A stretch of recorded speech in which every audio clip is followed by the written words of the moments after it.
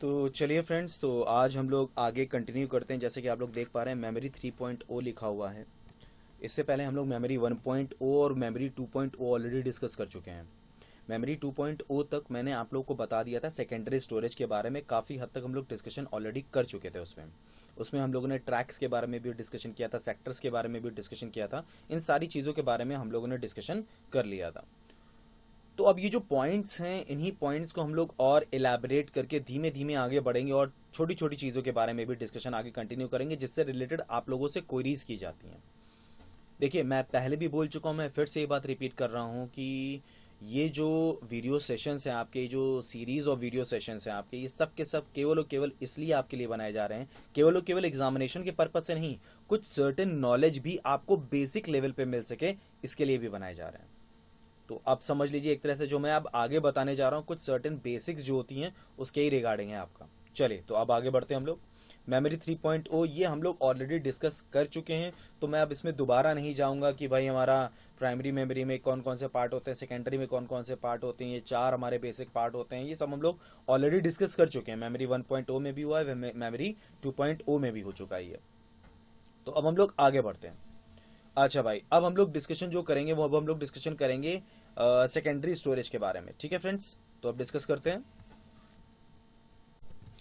तो चलिए फ्रेंड्स, तो हम लोग अब डिस्कशन आगे कंटिन्यू करते हैं। हम लोग ऑलरेडी डिस्कस कर चुके हैं मैग्नेटिक डिस्क में हार्ड डिस्क और फ्लॉपी डिस्क के बारे में। ठीक है, अभी ऑप्टिकल डिस्क आपका बाकी है और फ्लैश मेमोरी आपका बाकी है। हालांकि इसमें कोई बहुत ज्यादा डिस्कशन नहीं करना है, लेकिन तो भी थोड़ा बहुत जो डिस्कशन करना है वो जरूरी है। अच्छा, मैग्नेटिक टेप के बारे में भी हम लोग डिस्कशन कर चुके हैं, जिसमें मैंने आप लोग को सिक्वेंशियल एक्सेस मेथड के बारे में और डायरेक्ट एक्सेस या रैंडम एक्सेस मेथड जिसे हम लोग बोलते हैं, वो मैंने उसके बारे में आप लोग को ऑलरेडी मैं बता चुका हूं। तो वो ऑलरेडी इससे पहले वाले वीडियोज में था, वो आप लोग आराम से देख लीजिएगा और उससे आप लोग थोड़ा बहुत समझ लीजिएगा। अच्छा, इसमें एक चीज और है, देखो मैं एक चीज आप लोग को बताऊं, यहां पर मैं केवल और केवल एग्जाम पॉइंट ऑफ व्यू से ही कवर करने की कोशिश नहीं कर रहा हूं, कुछ कुछ चीजों की आपको एक्स्ट्रा चीजें भी दे रहा हूं। तो अब इसमें बिल्कुल दिमाग मत लगाइएगा, ये मत सोचिएगा कि यार सर इतना दे रहे हैं, तो मतलब ये मत सोचिएगा कि बात बहुत ज्यादा हो रहा है। ठीक, तो बिल्कुल भी परेशान मत होइएगा उसके लिए। और रिगार्डिंग किसी भी तरह की कोई इश्यू हो तो भाई टेलीग्राम ग्रुप आप लोग के पास है, आप लोग बिल्कुल क्वेश्चन डालो और उस पर मैं उसका आंसर जरूर दूंगा। नहीं पता होगा तो पता करके बताऊंगा। ठीक है, चलिए भाई, तो आगे बढ़ते हैं हम लोग। और अब आता है हमारे सामने ऑप्टिकल डिस्क। देखो, लेजर लाइट के थ्रू, इलेक्ट्रोमैग्नेटिक वेव्स के थ्रू, ठीक है, is a disc drive that uses laser light और electromagnetic waves near the light spectrum as part of the process of reading और राइटिंग डेटा टू और from optical disc. देखो, ये जो एक सिनेरियो है ना कि भाई सबसे पहली चीज क्या आ गई, हमारा क्वेश्चन क्या आ गया कि लेजर लाइट और इलेक्ट्रोमैग्नेटिक वेव्स इसमें इस्तेमाल किए जाते हैं। ठीक है, जिसके थ्रू हम लोग रीड कर पाते हैं, राइट कर पाते हैं, कुछ में रीड राइट दोनों कर पाते हैं, जिसको हम लोग आरडब्ल्यू बोलते हैं। अभी खैर मैं उसके बारे में भी आप लोग को बताऊंगा। लेकिन फ्रेंड्स, इसमें बेसिक जो चीजें होती है ना, जिससे रिलेटेड आपसे क्वेश्चन आता है, उसमें इससे रिलेटेड क्वेश्चन इसमें किसमें आ जाता है, जैसे सीडी का फुल फॉर्म पूछ लिया गया, डीवीडी का फुल फॉर्म पूछ लिया गया, ठीक है, बीआरडी का फुल फॉर्म पूछ लिया गया, एचवीडी का। एचवीडी तो खैर अभी तक मैंने नहीं देखा है, अभी तक मैंने जब तक मैंने पेपर देखा है अभी तक, तो मैंने एचवीडी का फुल फॉर्म नहीं देखा है, ना ही कैपेसिटी देखी है। तो ये बहुत बड़ा टॉपिक नहीं है कि हम इस पर बहुत ज्यादा डिस्कशन करें, और ना मैं डिस्कशन करूंगा इस पर बहुत ज्यादा। अच्छा, जो मेन चीजें हैं वो क्या क्या है हमारे पास, सीडी है, डीवीडी है और बीआरडी है। अब अच्छा बच्चे लोग, इसको मैं थोड़ा सा और एक्सप्लेन करता हूं। देखो, कॉम्पैक्ट डिस्क की अगर बात की जाए तो वो डिजिटल कॉम्पैक्ट डिस्क तो खैर सीडी आप लोग का हो गया, इसकी कैपेसिटी क्या होती है वो खैर अभी हम लोग आगे डिस्कस करेंगे। डिजिटल वर्सटाइल डिस्क के अलावा इसका एक और फुल फॉर्म होता है। ठीक है, इसका एक और फुल फॉर्म होता है, वो मैं यहीं पर बता दे रहा हूं। वो जहां पर आप लोग वर्सेटाइल लगाते हो ना, वहां पर बस वीडियो लगा दो, यानी कि डिजिटल वर्सेटाइल डिस्क के अलावा एक और फुल फॉर्म हम लोग कई बार देखते हैं, डिजिटल वीडियो डिस्क। लेकिन अगर एग्जामिनेशन में आपके पास पर्टिकुलर वर्सेटाइल और वीडियो दोनों आ जाता है, तो आप जरूर वर्सेटाइल लगा के जाइएगा। ठीक है, क्योंकि वहां पर फिर versatile is the correct answer. क्योंकि अगर एक स्टैंडर्ड परिभाषा की या फुल फॉर्म की बात की जाए तो versatile is much better answer. ठीक है, अच्छा भाई, तो फिर आता है ब्लू रे डिस्क। अच्छा, सीडी सबसे पहले इस्तेमाल होता था, उसके बाद हमें और कैपेसिटी की जरूरत पड़ी तो डीवीडी आना स्टार्ट हो गया। ठीक है, कुछ लोग डीवीडी की कैपेसिटी में बहुत कंफ्यूज होते हैं, तो वो मैं आज क्लियर कर दूंगा आप लोग को। ठीक है, कुछ लोग बोलते हैं 4 ही होती है, 4.5 जीबी के आसपास होती है, और कुछ लोग बोलते हैं 17 जीबी तक होती है, तो वो मैं अभी क्लियर कर दूंगा आप लोग को। अच्छा, अब आते हैं बीआरडी, ब्लू रे डिस्क। ब्लू रे डिश की अगर बात की जाए तो ये बहुत कॉमन सी चीज़ है। बीआरडी का हम लोग स्पेसिफिक कई ऑर्डर्स में इस्तेमाल करते हैं, तो एक कॉमन चीज़ है, कोई बहुत बड़ी चीज़ नहीं है बीआरडी। ठीक है, आज के टाइम पे जितने भी एचडी वीडियोस आप लोगों को देखने को मिलते हैं, हाई डेफिनेशन वीडियोस मिलते हैं, वो सब बीआरडी में मिलते हैं। बीआरडी प्लेयर होता है और बीआरडी में, अच्छा एक चीज़ और है, सीडी के लिए सीडी प्लेयर है, डीवीडी के लिए डीवीडी प्लेयर और बीआरडी के लिए बीआरडी प्लेयर आपका होता है। आप लोग एक चीज देख रहे हो, मैं एचवीडी के बारे में कोई डिस्क्रिप्शन नहीं दे रहा हूं, क्योंकि एचवीडी के बारे में इतनी ज्यादा डिस्कशन की जरूरत है ही नहीं, क्योंकि इससे रिलेटेड क्वेश्चन नहीं होता। मैंने इसमें रख दिया है, तो बस पॉइंट आप लोग देख लीजिएगा, ठीक है। अच्छा, अब हम लोग आगे बढ़ते हैं और बात करना स्टार्ट करते हैं। अच्छा हाँ, एक चीज और, आगे बढ़ने से पहले मैं जरा तुम लोग को कुछ पॉइंट्स बता दूं, जैसे कि अब बात करना स्टार्ट करते हैं। चलिए फ्रेंड्स, तो अब डिस्कशन करना स्टार्ट करते हैं। तो जैसे मैं आप लोगों से अभी बात कर रहा था ऑप्टिकल डिश के बारे में, तो भाई सीडी इसमें होता क्या है, कुछ कुछ टर्म्स हम लोग के आते हैं, जैसे सीडी आर आ गया, ठीक है, डीवीडी आर आ गया, इसी तरह से सीडी आर डब्ल्यू आता है एक टर्म, और सीडी सीडी आर डब्ल्यू आता है, उसके साथ साथ आप लोग का डीवीडी आर डब्ल्यू भी आता है, ठीक है। हालांकि ये कॉन्सेप्ट है।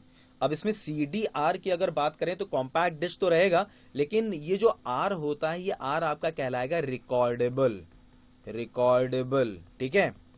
और ये जो आर डब्ल्यू है आपका, ये आपका कहलाएगा री राइटेबल, री राइटेबल कहलाएगा, ठीक है। अब इन दोनों में अंतर क्या है ये मैं आप लोग को बता दूं। देखो भाई, अब देखो, अब वो चाहे डीवीडी में आप बात करो, चाहे आप सीडी में बात करो, दोनों में काम सिमिलर है। रिकॉर्डेबल की अगर हम बात करें, सीडी रिकॉर्डेबल की, इसका जो फुल फॉर्म बनता है, कई बार इसका फुल फॉर्म पूछ लिया जाता है, तो समझ लीजिएगा, कॉम्पैक्ट डिस्क रिकॉर्डेबल, ठीक है, compact disc rewritable, digital versatile disc recordable, digital versatile disc rewritable, ठीक है भाई। सीडी लो और आर लो, मिला दो, वही आए आपका आंसर, ठीक है। अब होता क्या है अंतर, सीडी आर, जैसे आप लोग मार्केट में कोई सीडी खरीदने जाते हो, ठीक है, कई ऐसी सीडीज होती हैं जिसमें पहले के टाइम पे मूवीज आया करती थी। अब तो खैर बहुत आसानी से हम लोग इंटरनेट से कर लेते हैं, ज्वाइन कर लेते हैं, इंटरनेट से हम लोग को मिल जाती हैं मूवीज, बड़ी आसानी से मिल जाती हैं। उसके अलावा आप लोग को अगर मालूम हो तो क्या कहते हैं, बहुत इससे भी पहले टाइम की अगर बात करें तो वीसीआर चला करता था, वो तो खैर एक अलग कॉन्सेप्ट था। उसके बाद फिर ये सीडी कॉन्सेप्ट आया था, जो आप लोग के नुक्कड़ मार्केट में बिका करती थी सीडियां, ठीक है, जिसको हम लोग पायरेटेड भी बोलते थे, अलग अलग मूवीज की मिलती थी। तो वो क्या होती थी, वो सीडी आर होती थी, मतलब रिकॉर्डेबल होती थी। उसमें आप किसी तरह का एडिट नहीं कर सकते हो। आप अगर एडिट करना चाहो तो आप कर नहीं सकते, इट इज नॉट पॉसिबल। आप केवल अपने सीडी ड्राइवर में डालोगे, ठीक है, सीडी ड्राइव में डालोगे और केवल चला सकते हो उसको, that is CD are recordable, CD recordable. CD R W क्या था, ये पहले के टाइम पे हमें एक कॉन्सेप्ट मिला जिसके थ्रू आप लोग खुद अपने घर में बैठ के एक सॉफ्टवेयर के थ्रू ये काम कर सकते हो। मतलब इसको आपने एक बार मतलब कोई भी चीज आपने स्टोर की इसमें, ठीक है, फिर उसको हटाया और फिर दोबारा स्टोर किया, फिर हटाया, फिर स्टोर किया, फिर हटाया, फिर स्टोर किया, तो री राइटेबल था। मतलब कहने का यह है कि आप केवल एक बार ही इसको राइट नहीं कर सकते, आप कई बार इसको राइट कर सकते हो, तो वही चीज आपकी कहलाई री राइटेबल। तो ये कॉन्सेप्ट आपका डीवीडी आर में भी आया, डीवीडी में भी ये कॉन्सेप्ट आपका आया और सीडी में भी ये कॉन्सेप्ट आया। तो ये चीज मैं आपको बताना चाह रहा था, that is your CD are and CD R W, जिसको हम लोग ने बोला डीवीडी आर डब्ल्यू भी हमारी कही जाती है। अच्छा, एक चीज और इसमें मैं एक चीज और आप लोग को बताना चाहूंगा। हम लोग अभी बात कर रहे थे ट्रैक्स एंड सेक्टर्स के बारे में, ठीक है। मैं देखो, ये हर जगह कॉन्सेप्ट आपको देखने को नहीं मिलेगा, लेकिन मैं आप लोग को एक चीज बता दूं, जो हमारे मैग्नेटिक डिस्क होते हैं उसमें सर्कुलर मैनर का कॉन्सेप्ट होता है। किसका कॉन्सेप्ट होता है, सर्कुलर मैनर के कॉन्सेप्ट होते हैं। और जो हमारा ये तो मैग्नेटिक डिस्क के लिए ये कुछ इस तरह का पैटर्न बनता है मैग्नेटिक डिस्क में आपके ट्रैक के लिए, ठीक है। लेकिन ऑप्टिकल डिस्क में यही पैटर्न आपका स्पाइरल होता है। तो कभी कभी, हमेशा नहीं, बहुत कम बेसिस पे कभी कभी क्वेश्चन पूछ लिया जाता है कि भैया ऑप्टिकल डिस्क में आपका किस तरह का पैटर्न इस्तेमाल होता है, तो आप वो बता सकते हो, दैट इज योर स्पाइरल, वो आपका स्पाइरल पैटर्न होता है, ठीक है, जो मैंने आपको अभी दिखाया। बाकी बहुत ज्यादा डीप जाने की जरूरत नहीं है इसमें, ठीक है। चलिए अब आगे बढ़ते हैं हम लोग। अब आता है आप लोग का सीडी, ठीक है। सीडी कैपेसिटी के, बस कैपेसिटी के लिए ही हमने ये पन्ना खोला है, बाकी तो आप लोग खुद देख रहे हो, देखो ये CDR लिखा हुआ है, इसका मतलब इसके अंदर पहले से रिकॉर्डेबल है, इसको हम लोग एडिट नहीं कर सकते। और इसकी कैपेसिटी कितनी होती है 700 MB, मैक्सिमम जो कैपेसिटी होती है सीडी की वो 700 MB होती है। और एक चीज मैं आपको और बताऊं, एग्जामिनेशन में 90% क्वेश्चन इसी से पुटअप होता है। क्यों? क्योंकि ये कोई कंट्राडिक्टरी नहीं है, इसमें किसी भी तरह का ऐसा नहीं है कि किसी का कुछ और विचार हो, किसी का कुछ और विचार हो, सबके विचार सेम है इसमें। दैट्स वाई ये क्वेश्चन सबसे ज्यादा पुटअप किया था कि सीडी की कैपेसिटी कितनी होती है, तो वो होती है 700 MB।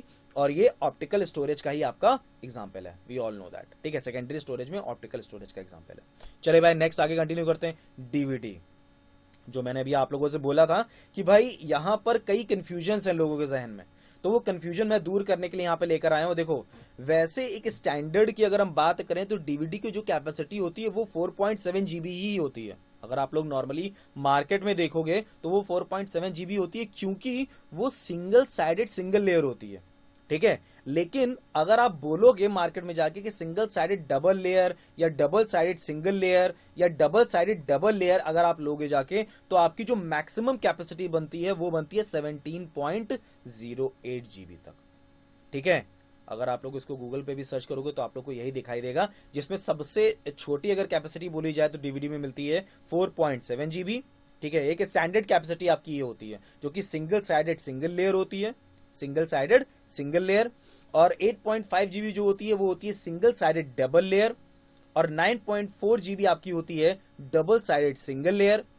और अगर हम लोग बात करें डबल साइडेड डबल लेयर दोनों तरफ की, अगर हम लोग बात करने लगे हैं डबल साइडेड डबल लेयर की, तो वो हमारी होती है 17.08 GB। ये आपकी कैपेसिटी होती है किसकी? ऑप्टिकल डिस्क में डीवीडी की। और मैंने आपको वो कॉन्सेप्ट बता ही दिया गया है भैया, डीवीडी आर और डीवीडी RW का, तो ये बिल्कुल भी भूलिएगा नहीं, ये कॉन्सेप्ट बहुत इंपॉर्टेंट है, कई बार इससे रिलेटेड क्वेश्चंस या क्वेरीज की जा सकती हैं, ठीक है, तो ये समझिएगा इस चीज को।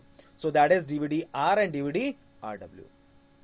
तो फ्रेंड्स अब आगे कंटिन्यू करते हैं। ये तो मैंने एक कॉमन सी चीज आप लोग के सामने रखी, this is called DVD, digital versatile disc. अच्छा हाँ, एक चीज और, चलने से पहले मैं आप लोग को एक चीज और बता दूं, डिजिटल वर्सेटाइल के अलावा मैंने एक चीज आप लोग को और बताई थी, डिजिटल वीडियो डिस्क, ठीक है, डिजिटल वीडियो डिस्क। अगर डिजिटल वीडियो डिस्क खाली ऑप्शन में दे रखा है तो करेक्ट है, लेकिन अगर वर्सेटाइल डिस्क और वीडियो डिस्क दोनों दे रखा है तो आपका आंसर वर्सेटाइल डिस्क ही होगा, ठीक है, यह हमेशा ध्यान रखिएगा।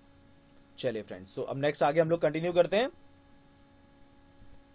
ओके, अब आता है बीआरडी। बीआरडी कुछ लोग के जहन में आ रहा होगा कि सर ये कितनी कैपेसिटी होती है, तो भैया 25 GB पर लेयर के हिसाब से होती है इसकी कैपेसिटी, 25 GB पर लेयर के हिसाब से। ब्लूटूथ डिस्क की अगर हम बात करें 25 GB पर लेयर के हिसाब से होती है, यानी मिनिमम आपको 25 GB मिल सकती है। लेकिन एक स्टैंडर्ड की अगर बात की जाए, जैसे इंडस्ट्री स्टैंडर्ड की अगर हम बात करें, तो जो बेसिकली आपको मिलती है वो मिलती है 50 GB, ठीक है, 50 GB तक मिलती है। और जब यही ट्रिपल लेयर पे आ जाती है तो 100 GB हो जाती है। और जब यही क्वाड्रपल लेयर पे आ जाती है तो 128 GB के आसपास आपकी ये पहुंच जाती है, ठीक है, ब्लू-रे डिस्क।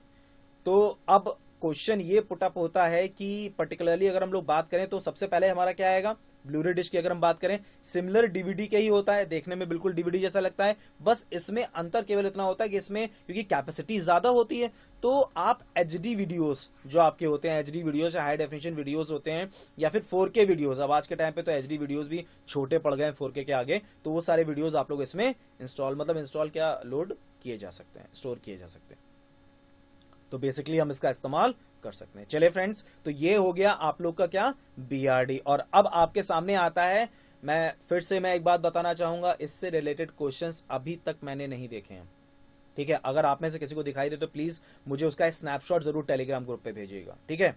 तो वो ये मैंने केवल एक नॉलेज के तौर पे लिख दिया कि ऑप्टिकल डिस्क की टेक्नोलॉजी में ये भी है आपका, लेकिन अगर हम लोग कहें तो इसकी जो कैपेसिटी होती है 6 TB, जी हाँ बिल्कुल 6 टेराबाइट इसकी कैपेसिटी होती है। आप लोग उसको सर्च कर सकते हो, आप लोग सर्च करोगे तो आपको मिलेगा। इसकी टेक्नोलॉजी थोड़ी सी अलग होती है, ठीक है। ऑप्टिकल अगर हम लोग बात करें, होलोग्राफिक वर्सेटाइल डिस्क की अगर हम लोग बात करें तो ये हमारी HVD कहलाती है, ठीक है। चलिए फ्रेंड्स, तो अब नेक्स्ट हम लोग आगे बढ़ते हैं। ये हम लोग का एक पॉइंट ऑफ था जो मैं अभी आप लोगों के सामने डिस्कशन करता चला जा रहा हूं। तो ये है आपका मेमोरी की अगर बात करें तो मेमोरी लगभग हम लोग की कंप्लीटेड है। अब जो हमारी बची हुई है वो बची है फ्लैश मेमोरी, तो अब उसके बारे में बात करते हैं हम लोग, फ्लैश मेमोरी के बारे में। तो नेक्स्ट आगे बढ़ते हैं फ्लैश मेमोरी की तरफ। तो चलिए फ्रेंड्स, अब हम लोग आगे कंटिन्यू करते हैं। अब हम लोग बात करते हैं फ्लैश मेमोरी के बारे में। तो फ्लैश मेमोरी, जैसे मैं अभी आप लोगों से डिस्कशन कर रहा था, मोस्ट इंपॉर्टेंट मेमोरी है आज के टाइम पे। क्यों इंपॉर्टेंट मेमोरी है? क्योंकि फ्लैश मेमोरी आपकी एक नॉन वोलेटाइल स्टोरेज होती है, दैट इज ओके, ठीक है। ये इलेक्ट्रिकली इरेज्ड एंड रीप्रोग्राम की जा सकती है। It is a storage medium that can be electrically erased and reprogrammed, ठीक है। इसके बारे में मैंने कुछ ग्लिम्स आप लोग को पहले ही वीडियोज में दिए थे जब मैं EEPROM के बारे में बता रहा था, मैं उसको रिपीट नहीं करूंगा। अच्छा, अब मुद्दे की चीज पे आते हैं। इसमें दो सबसे महत्वपूर्ण स्टोरेज डिवाइसेस होती हैं हमारी, और वो हमारी कौन कौन सी होती है? पेन ड्राइव होती है और मेमोरी कार्ड होती है। देखो तुम लोग को मैं एक चीज क्लियर कर दूं, पेन ड्राइव अगर मैंने यहां पे टर्म बोल रहा है तो यहां पर मैं एक शब्द और मैं आप लोग के सामने रखूं, और वो शब्द होता है यूएसबी, ठीक है। यूएसबी का जो फुल फॉर्म होता है वो आपका क्या होता है? यूनिवर्सल सीरियल बस, that is called universal serial बस। वो आपका कहलाता है यूनिवर्सल सीरियल बस। यानी कि यूएसबी का जो फुल फॉर्म, एग्जैक्ट जो फुल फॉर्म होता है वो आपका क्या हो गया? यूनिवर्सल सीरियल बस is the full form of USB. अब यूएसबी क्या होता है? यूएसबी एक तरह का पोर्ट होता है, जैसे जो ये आपकी पेन ड्राइव होती है ना, ये यूएसबी में ही लगाई जाती है।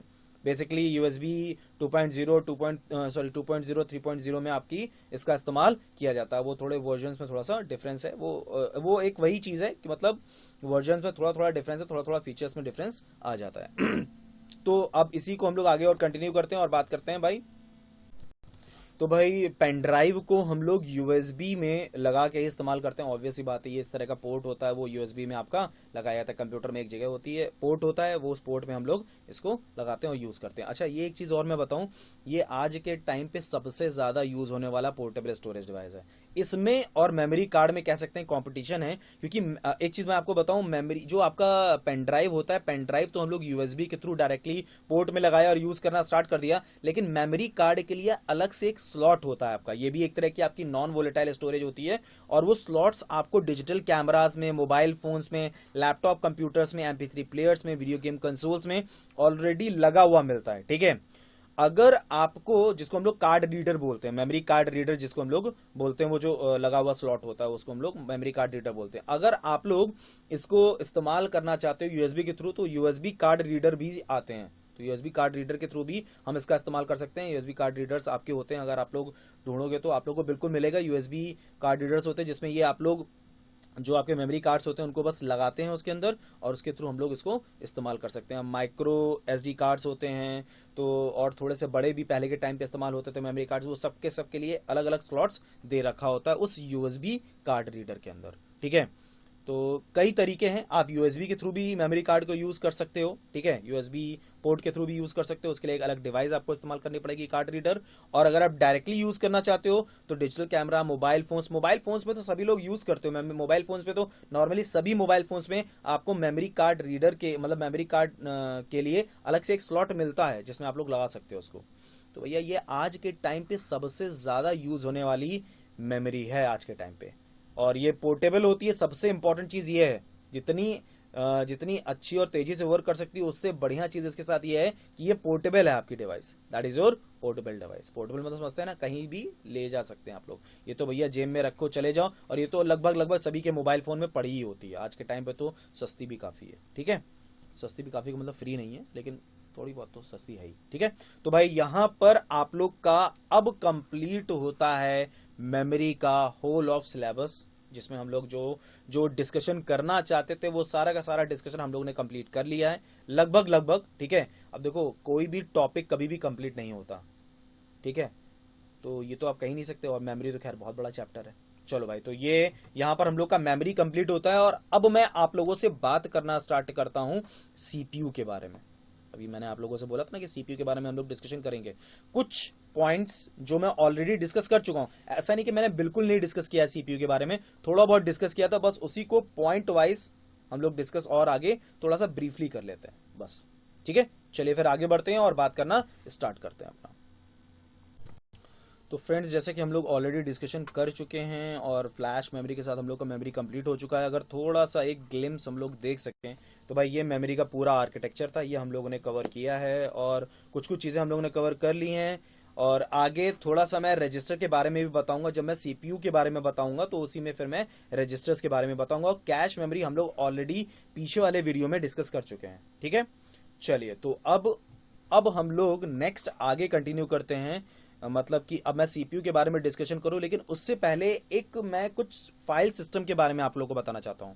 आप में से अगर कोई सिस्टम फॉर्मेट करता हो तो हम लोग बेसिकली दो तरह के फाइल सिस्टम से वर्क करते थे, ठीक है। करते थे, करते हैं भी, कुछ लोग अभी भी करते हैं। तो कुछ लोग अभी भी करते हैं, क्या मतलब होती हैं हमारी बेसिकली एक तरह से एचडीडी में दो तरह के फाइल सिस्टम्स में हम लोग फॉर्मेट किया करते थे, अगर आप लोग को मालूम हो तो। उसमें पहले के टाइम पे क्या होता था, अब तो खैर एनटीएफएस पे ही होता है, लेकिन पहले के टाइम पे क्या होता था, ये फैट और एनटीएफएस दोनों का ऑप्शन पूछता था, आप किस में करना चाहते हो, फैट में कि एनटीएफएस में। अब पहली चीज तो ये समझ लो, इनके फुल फॉर्म जान लो। इसका फुल फॉर्म होता है फाइल एलोकेशन टेबल, और एनटीएफएस का जो फुल फॉर्म होता है that is new technology file system.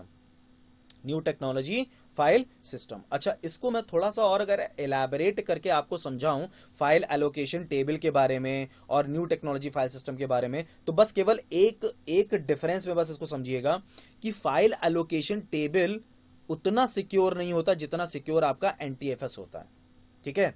File allocation table उतना सिक्योर नहीं है जितना एनटीएफएस होता है, बस दैट्स इट। इससे ज्यादा मैं इसमें ज्यादा जाने की इन जरूरत नहीं है, हालांकि ये भी ज्यादा है क्योंकि ये पूछा नहीं जाता एग्जामिनेशन में, बहुत ही रेयर बेसिस पे होता है। File systems in HDD, that is your file allocation table, या फिर न्यू टेक्नोलॉजी फाइल सिस्टम हम लोग इसको बोलते हैं। Fat file allocation table, new technology file system, that's it. एक में सिक्योरिटी होती है, मतलब एक में सिक्योरिटी कम होती है और एक में सिक्योरिटी अधिक होती है, और एक में सिक्योरिटी ना के बराबर होती है, मतलब फाइल एलोकेशन टेबल में ना के बराबर ही होती है, और एनटीएफएस में ज्यादा बेहतर होती है सिक्योरिटी। चलिए फ्रेंड्स, नेक्स्ट आगे कंटिन्यू करते हैं। तो अब हम लोग बात करेंगे नेक्स्ट किसके बारे में बात करेंगे, अब हम लोग बात करेंगे सीपीयू के बारे में।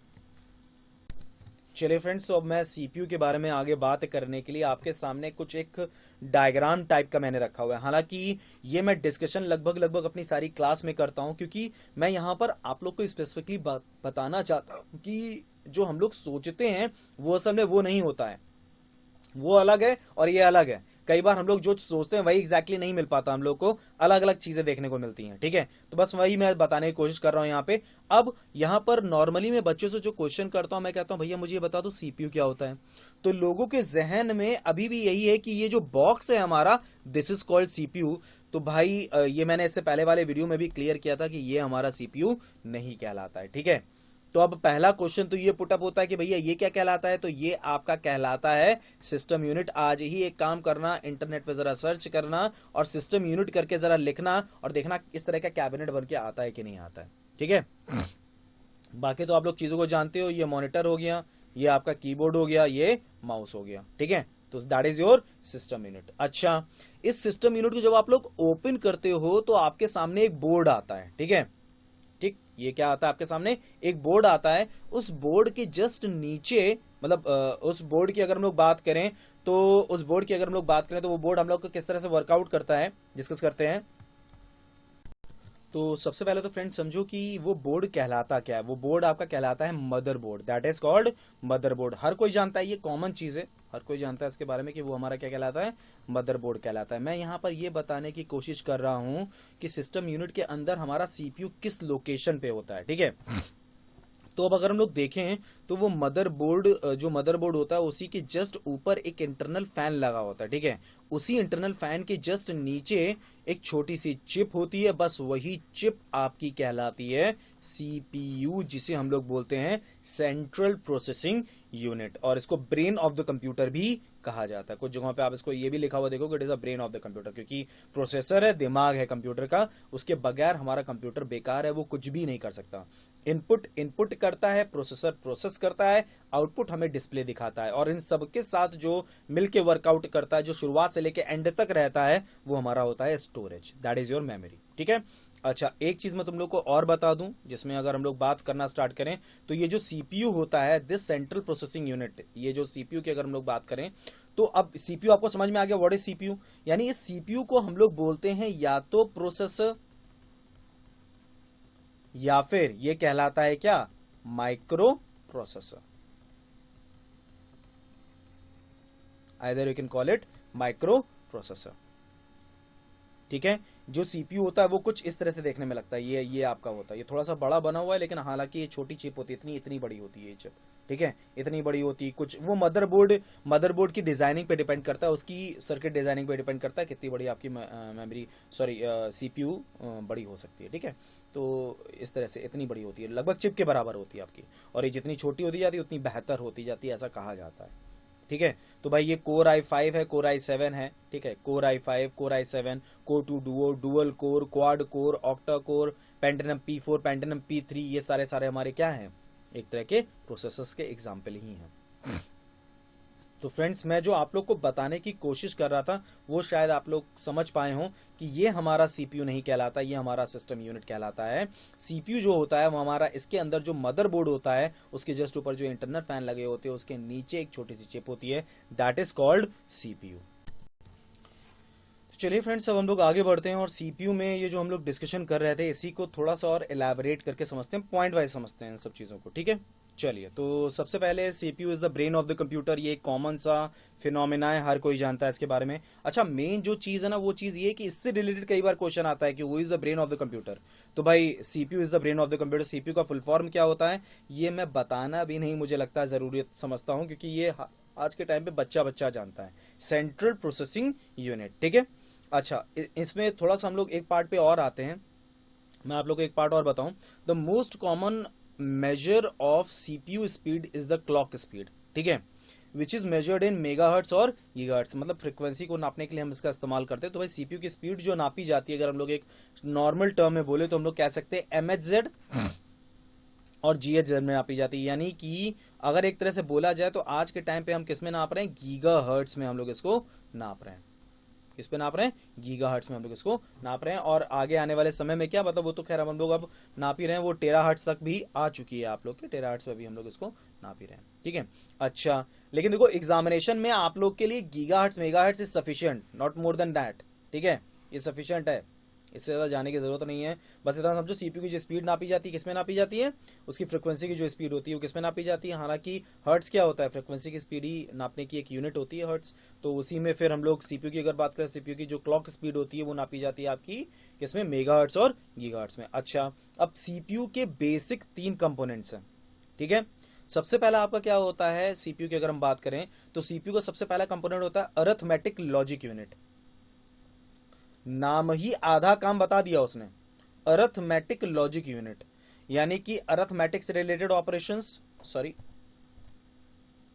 अरिथमेटिक से रिलेटेड ऑपरेशंस, लॉजिक से रिलेटेड ऑपरेशंस ऑलरेडी हो गए, डन हो गए, that is your arithmetic and logic unit is where the CPU performs the arithmetic and logic operations. ठीक है, अरिथमेटिक से रिलेटेड ऑपरेशंस अगर परफॉर्म करेगा तो वो किससे करेगा, अरिथमेटिक यूनिट के थ्रू करेगा। लॉजिकल से रिलेटेड कोई ऑपरेशन परफॉर्म करेगा तो किसके थ्रू करेगा, लॉजिक यूनिट के थ्रू करेगा। अब इसका मतलब क्या है, एएलयू की जो ऑपरेशंस होते हैं वो 2 पार्ट में डिवाइडेड होते हैं, अरिथमेटिक पार्ट में जिसमें 1 + 2 = 3, ये एक एग्जाम्पल बताया गया है। ठीक है, लॉजिक पार्ट की अगर बात की जाए तो जैसे लॉजिकल कंपैरिजन, जैसे 2 = 1, 3 = 1, ठीक है, 5 = <6, तो मतलब इस तरह से जो कंपैरिजन का पार्ट होता है वो लॉजिकल पार्ट डील करता है, और जो न्यूमेरिकल कैलकुलेशन का पार्ट होता है वो कौन डील करता है, वो आपका डील करता है बेसिकली अरिथमेटिकल पार्ट। ठीक है, तो बेसिक 3 इसमें पार्ट हैं आपके, बेसिक 3 कंपोनेंट्स होते हैं सीपीयू के अंदर, एक होता है एएलयू, एक होता है सीयू और एक होता है एमयू। ठीक है, एएलयू तो समझ में आ गया क्या होता है, बेसिकली 2 पार्ट में, अरिथमेटिक और लॉजिक। ठीक, कंट्रोल यूनिट बेसिकली जैसे लिखा हुआ है, the control unit controls the flow of data with in the system, data के फ्लो को कंट्रोल करने के लिए कंट्रोल यूनिट का इस्तेमाल किया जाता है। इससे ज्यादा इसमें जानने की जरूरत आप लोग को नहीं है। ठीक है, फिर वही चीज है, फिर वो कंप्यूटर ऑर्गेनाइजेशन के पार्ट पे चला जाता है, तो उतना सब आगे बढ़ने की जरूरत नहीं। अच्छा, अब इसमें मुद्दे की जो चीज है वो चीज है मेमोरी यूनिट। हालांकि मैं इसको ऑलरेडी पहले बता चुका हूं कि सीपीयू मेमोरी की अगर हम बात करें तो सीपीयू मेमोरी के बेसिक 2 पार्ट होते हैं, एक रजिस्टर्स होता है और एक क्या होता है आपका कैश मेमोरी होता है। और रजिस्टर्स और कैश मेमोरी की अगर हम लोग बात करें तो इसमें जो ये कैश मेमोरी आपकी होती है, this cache memory is named as, अगर हम लोग कैश मेमोरी की अगर हम लोग बात करें तो कैश मेमोरी हमारी होती क्या आखिरकार, इसके बारे में अगर आपको जानकारी और लेनी है तो आप लोग इससे पहले वाला वीडियो, उसमें मैंने कैश मेमोरी के बारे में एक्सप्लेनेशन दिया है, और रजिस्टर्स के बारे में अब मैं डिस्कशन करने जा रहा हूं आगे। ठीक है, तो एक तरह से अगर आप लोग समझे हैं तो आपको शायद ये समझ में आ गया होगा व्हाट इज सीपीयू, जिसको हम लोग प्रोसेसर या माइक्रो प्रोसेसर भी बोलते हैं। इसी कैबिनेट में के अंदर जो मदरबोर्ड होता है, उसी के जस्ट ऊपर जो इंटरनल फैन लगा होता है, उसके जस्ट नीचे जो छोटी सी चिप होती है, दैट इज कॉल्ड सीपीयू, जिसको हम लोग प्रोसेसर या माइक्रो प्रोसेसर बोलते हैं। इसके आपके बेसिक 3 पार्ट होते हैं, ALU, CU and MU. ALU arithmetic logical unit, जैसा नाम बता रहा है, अरिथमेटिकल के पार्ट पे और लॉजिक के पार्ट पे ये काम करता है आपका, ठीक है। कंट्रोल यूनिट जो फ्लोज होते हैं आपके, कंट्रोल यूनिट जो फ्लोज होते हैं सिस्टम के अंदर, उसको कंट्रोल करने का काम करता है कंट्रोल यूनिट। और मेमोरी यूनिट की अगर बात की जाए तो कैश मेमोरी मैं ऑलरेडी एक्सप्लेन कर चुका हूं, जो कि सीपीयू मेमोरी का पार्ट था, ठीक है, ऑलरेडी एक्सप्लेन कर चुका हूं। मतलब जो ये सीपीयू होता है ना, इसी के अंदर आपका कैश और रजिस्टर दोनों होता है। इसमें L1, L2, L3 कैश आप लोगों ने नाम सुना हो तो वो खैर अब ये ज्यादा डीप हो जाएगा, बस आप समझ लो L1, L2, L3 कैश होती है, ठीक है। मैं ये नहीं कह रहा हूँ वो सबके सब इसी में होती है, मतलब सीपीयू में ही सब नहीं होती, मैं एक बात बता रहा हूँ। इसके कैश मेमोरी की अगर बात करें तो उसमें भी लेवल्स ऑफ कैश होती है, L1 होती है, L2 होती है, L3 होती है, ठीक है। तो रजिस्टर्स की अगर हम बात करें तो memory unit, registered and cache memory, memory unit में रजिस्टर और कैश मेमोरी आपकी आती है। कैश मेमोरी एक्सप्लेन कर चुके हैं, रजिस्टर्स हम लोग एक्सप्लेन करने जा रहे हैं। तो अब नेक्स्ट हम लोग अब डिस्कस करते हैं रजिस्टर्स के बारे में। तो नेक्स्ट आगे बढ़ते हैं। तो रजिस्टर क्या होता है, पहले तो आप लोग ये समझिएगा। रजिस्टर एक छोटा सा मैं कॉन्सेप्ट आप लोग, जैसे इसमें जो लाइन लिखी हुई है उसको पहले हम लोग पढ़ लेते हैं। लिखा है register are used to quickly accept, store and transfer data and instructions that are being used immediately by the CPU. यानी कि रजिस्टर्स का जो काम होता है वो इंस्ट्रक्शंस को स्टोर करता है, और क्योंकि एक लिमिटेड, मतलब बहुत टेम्परेरी स्टोरेज एरिया तो खैर होता ही यही है, लेकिन बहुत छोटा भी होता है, बहुत बड़ा नहीं होता, बहुत छोटा सा एरिया होता है, और इसमें आपके इंस्ट्रक्शंस स्टोर होते जाते हैं जिसको तेजी से सीपीयू इस्तेमाल कर सकता है। इसीलिए रजिस्टर की अगर बात की जाए, क्योंकि वो तेजी से इस्तेमाल कर सकता है, अब उसका पूरा एक प्रोसेस होता है, वो प्रोसेस इतना सब आपको जानने की जरूरत नहीं है, वो कंप्यूटर ऑर्गेनाइजेशन का पार्ट है। आप बस इतना समझो, रजिस्टर बेसिकली, जैसे क्वेश्चन जैसे आपसे पुट अप किया गया कि सबसे तेज मेमोरी कौन सी होती है, तो सबसे तेज मेमोरी जो आपकी होती है दैट इज योर रजिस्टर। जैसे मैंने आपको बताया, सीपीयू के अंदर जो मेमोरी आपकी होती है वो मेन मेमोरी आपकी, मतलब मेन मेमोरी का मतलब मेन मेमोरी, वो मेन मेमोरी मत समझिएगा, जो एक इंपॉर्टेंट मेमोरी जो आपकी होती है वो आपकी रजिस्टर सी होती है, जो कि एक टेम्परेरी स्टोरेज एरिया होता है जिसमें इंस्ट्रक्शन आपके स्टोर होते रहते हैं, ठीक है। और इसको तेजी से सीपी, मतलब क्योंकि टेम्परेरी स्टोरेज एरिया होता है और तेजी से एक्सेस किया जा सकता है, तो सीपीयू के द्वारा तेजी से एक्सेस किया जा सकता है, तो इसीलिए रजिस्टर आपकी मेमोरी हायरार्की में सबसे टॉप पे होती है, यानी सबसे तेज आपकी रजिस्टर्स होती है एक्सेस करने के लिए, ठीक है। अच्छा, इसमें एक पॉइंट और है, ये जो दो मैंने लाइनें लिखी है ना, इन दोनों लाइनों में मैंने आपको एग्जैक्टली जो एग्जाम पॉइंट ऑफ व्यू से क्वेश्चंस आते हैं वही चीज देने की कोशिश की है। इसमें लिखा हुआ है flip flop is a one bit which can be used for storing the digital data. अभी सुनते जाइएगा। To increase the storage memory cell capacity in terms of number of bits we have to use a group of flip flop. Such a group of flip flop is known as a register. सबसे पहली चीज तो कई बार एक question ये किया जाता है कि एक बिट आपका किसमें स्टोर किया जाता है, तो भाई इसका आंसर होता है फ्लिप फ्लॉप, पहली चीज, ठीक। अब अगर आप लोग थोड़ा सा समझ पाओ तो यहां पर यह चीज और भी एक्सप्लेन की गई है कि ग्रुप ऑफ फ्लिप फ्लॉप, जो इस तरह के ग्रुप ऑफ फ्लिप फ्लॉप्स होते हैं वो हमारे कहलाते हैं क्या, register. That is named as या नोन एज रजिस्टर्स, वो आपके रजिस्टर्स कहलाते हैं। अच्छा, मैं एक बार फिर से एक्सप्लेन कर दे रहा हूं। रजिस्टर क्या है? रजिस्टर एक ऐसा टेम्पररी स्टोरेज एरिया है जहां पर इंस्ट्रक्शंस को स्टोर किया जाता है। छोटा सा एरिया, मतलब बहुत बड़ा एरिया नहीं होता, छोटा एरिया होता है, और इसके थ्रू आपका सीपीयू तेजी से उस डेटा को एक्सेस कर सकता है। मतलब उस डेटा को अगर फेच करना हो या इंफॉर्मेशन को, सॉरी, इंस्ट्रक्शंस को गेट करना हो तो वो तेजी से सीपीयू कर सकता है। छोटा सा एरिया जिसमें आप लोग स्टोर कर सकते हो स्मॉल डेटा, बहुत बड़ा डेटा नहीं, स्मॉल डेटा। अच्छा, एक चीज मैं आप लोग को और बताऊं, आप लोग सुनते हो ना कि भाई हम लोग बात करते हैं 32 बिट, 32 बिट हमारा सिस्टम है, 64 बिट हमारा सिस्टम है, तो वहां पर हम लोग ये जो हम लोग बात करते हैं ना, ये बात हम लोग रजिस्टर्स के टर्म में ही करते हैं। रजिस्टर की एक तरह से कैपेसिटी होती है आपकी, चाहे 32 बिट रजिस्टर्स की बात करें, चाहे 64 बिट रजिस्टर्स की बात करें। और जैसे मैंने आपको बताया, ये एक एग्जाम पॉइंट ऑफ व्यू के हिसाब से बहुत इंपॉर्टेंट क्वेश्चन है। कई बार क्वेश्चन किया जाता है कि एक बिट आपका किस में स्टोर किया जाता है, तो एक बिट आपका स्टोर होता है फ्लिप फ्लॉप में, ठीक है। चलिए फ्रेंड्स, अब नेक्स्ट आगे बढ़ते हैं। हमारे रजिस्टर्स के कुछ टाइप ऑफ रजिस्टर्स होते हैं। देखो, अब इसमें अगर हम लोग एक्सप्लेन करने पे जाएं तो फिर तो ये बहुत बड़ा टॉपिक है, हम बात करते ही चले जाएं इस पे, ठीक है। अगर आप लोग चाहोगे तो जो हम लोग नेक्स्ट वर्जन ऑफ वीडियो लेकर आएंगे उसमें मैं इसको एक्सप्लेन कर दूंगा प्रॉपर वे में, अगर आप लोग चाहोगे तो, ठीक है। अनदर, आप लोग केवल इतना समझो, उसके कभी कभी फुल फॉर्म्स कभी कभी पूछ लिए जाते हैं, तो बस इतना समझो कुछ टाइप ऑफ रजिस्टर्स है, जैसे मेमोरी डेटा रजिस्टर होता है, मेमोरी बफर रजिस्टर होता है, मेमोरी एड्रेस रजिस्टर होता है, PC called program counter, accumulator register आपका होता है, इंस्ट्रक्शन रजिस्टर्स होते हैं। अगर हम लोग बात करें तो ये आपका कहलाता है क्या, आईआर रजिस्टर। तो इंस्ट्रक्शन रजिस्टर्स की भी हम लोग बात यहां पर कर सकते हैं, ठीक है। तो फ्रेंड्स, अब नेक्स्ट आगे हम लोग कंटिन्यू करते हैं, अब इसी में थोड़ा सा डिस्कस करते हैं, फिर आगे कंटिन्यू करते हैं।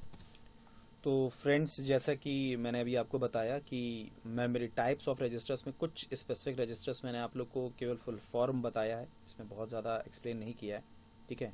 रजिस्टर्स क्या होते हैं और उसके अलावा टाइप्स ऑफ रजिस्टर्स क्या होते हैं, फ्लिप फ्लॉप क्या होता है, और ग्रुप ऑफ फ्लिप फ्लॉप्स की अगर बात करें तो वो क्या चीज़ होती है आपकी, तो ये हम लोगों ने अभी डिस्कस किया।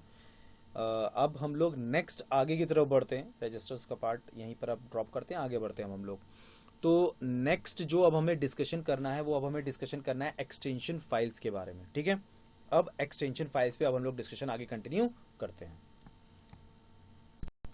तो फ्रेंड्स, जो एक्सटेंशन फाइल्स होती हैं वो क्या होती हैं, पहले तो मैं आप लोग को ये चीज़ क्लियर कर दूं। देखिए, to know the file type, file के टाइप को डिस्क्राइब करने के लिए, फाइल के टाइप को डिस्क्राइब करने के लिए हम लोग एक तरह की फाइल नेम, मतलब एक नाम, एक टर्म का इस्तेमाल करते हैं, that is your extension files. जैसे मैं यहाँ पर फॉर एन एग्जाम्पल, यहाँ पर मैं किसी भी एक्सटेंशन फाइल को उठा लूँ, जैसे मैं यहाँ पर उठा लेता हूँ .jpeg, मैंने लिखा a.jpeg, तो आपको तुरंत समझ में आ जाएगा कि ये किस तरह की फाइल है। ये आपकी एक तरह की क्या, किस तरह की फाइल हो जाएगी, इमेज की फाइल हो जाएगी। आप लोग समझ जाओगे कि ये आपकी एक इमेज की फाइल है। इसी तरह से अगर हम लोग बात करें .tmp की, तो ये आपकी एक तरह की टेम्परेरी फाइल हो जाएगी। अगर मैं बात करूं a.tmp की अगर बात कर लूं, तो ये आपकी किस तरह की फाइल हो जाएगी, ये टेम्परेरी फाइल हो जाएगी आपकी। इसी तरह से अगर हम लोग बात करना स्टार्ट करें, क्या कहते हैं, अगर हम लोग बात करें तो हम लोग कह सकते हैं, टेम्परेरी की स्पेलिंग एक बार देख लेते हैं।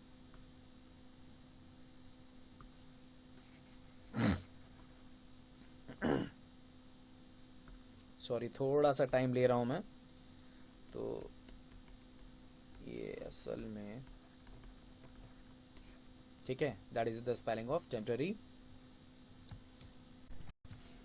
तो हाँ भाई, बढ़ते हैं आगे। तो टेम्परेरी मेमोरी, ये टेम्परेरी मेमोरी हो गई, ये आपकी किस तरह की फाइल हो गई, ये आपकी एक्सेल की फाइल हो गई, क्योंकि .xls लिखा हुआ आप टाइप्स समझ पाओगे, ठीक है। .doc की बात की जाए तो ये MS वर्ड की फाइल हो गई, ये बैकअप की फाइल हो गई, ये HTML की फाइल हो गई। HTML फाइल्स आप लोग बहुत अच्छी तरीके से वाकिफ हो, जो भी हमारे वेब पेजेस होते हैं उनके HTML की फाइल्स होती हैं। यानी कोई भी एप्लीकेशन, ठीक है, कोई भी एप्लीकेशन आप रन कराते हो, किसी भी तरह की कोई भी ऐसी डॉक्यूमेंट या फाइल आप रन कराते हो, तो उसके लिए पर्टिकुलर फाइल का कोई ना कोई टाइप होता जरूर है, ताकि आप उस फाइल को समझ सको कि वो फाइल है कैसी, डॉक्यूमेंट फाइल है, PDF फाइल है, या इमेजेस की फाइल है, वो किस तरह की फाइल है, ये आप समझ पाओगे। तो एक्सटेंशन फाइल्स इसी का एक बेसिक आधार है। बहुत ज्यादा डिस्कस नहीं करना है इसमें। देखिए, इसमें अगर देखा जाए तो एक तरह से आपके सामने जो आ रहा है बस वही चीज है। जैसे MS Word .doc, ये असल में मैं ऑलरेडी डिस्कस कर चुका हूं आप लोगों से। MS Access की अगर बात की जाए, .mdb, पेंट की अगर बात करें, .bmp की अगर बात करें, तो bit map picture is the full form. Full form भी खैर इसी सेशन में आप लोग को आगे मिलेगा। .pdf की अगर बात करें तो adobe reader, adobe Photoshop, .psd, notepad, .txt। अच्छा, ये जो क्वेश्चन है ना, इससे रिलेटेड सबसे ज्यादा गड़बड़ियां होती हैं। मैं आप लोग को बताऊं, सबसे ज्यादा दिक्कत जो आती है वो वर्ड पैड से ही आती है, क्योंकि लोग कंफ्यूज हो जाते हैं वर्ड पैड में, और वर्ड पैड में समझ नहीं पाते, और उस चक्कर में दिक्कत, मतलब उस चक्कर में फिर समझ नहीं पाते और फिर गलत हो जाता है आंसर उस जगह पे। तो नोटपैड की अगर बात की जाए, दैट इज योर .txt।